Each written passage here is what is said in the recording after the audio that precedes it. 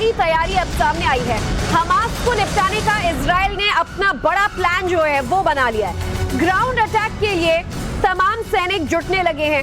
Hamas की सुरंगों को अब टारगेट किया जाएगा।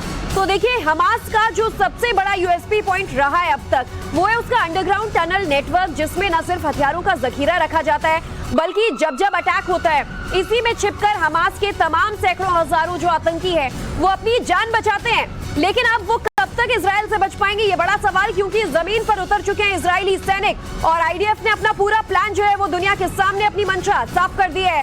और अब अगला जो टारगेट होगा वो होंगे हमास के ये अंडरग्राउंड सुरंग, ये टनल। इन तस्वीरों को भी आप देखेंगे तो कैसे हमास जो है गाजा पट्टी में पूरी तरह एक अंडरग्राउंड टनल के जरिए ऑपरेट करता है।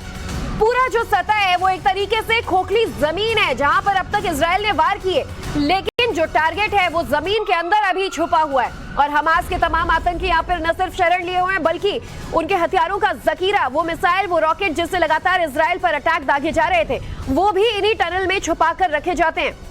ऐसे में इजराइल ने अपना प्लान तैयार कर लिया है कि अब सुरंग में हमला किया जाएगा। आपको बता दें, पिछले कुछ दिनों में लगातार इजराइल की तरफ से जो हमले किए गए, जिस तरह से टैंक बॉर्डर पर तैनात किए गए, और अब गाजा पट्टी के अंदर जाकर जमीन पर हमले का, युद्ध का ऐलान इजराइल ने किया था। उसके बाद सवाल यही कि क्या ग्राउंड अटैक के लिए अब ये तमाम सैनिक जुट रहे हैं और क्या ये हमास के इस अंडरग्राउंड टनल नेटवर्क को भी ध्वस्त करेंगे।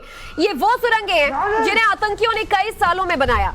गाजा में यहीं पर इन लोगों ने अपना अड्डा बसाया और यहीं से वो इजराइल पर अब तक हमले करते आए। तो आप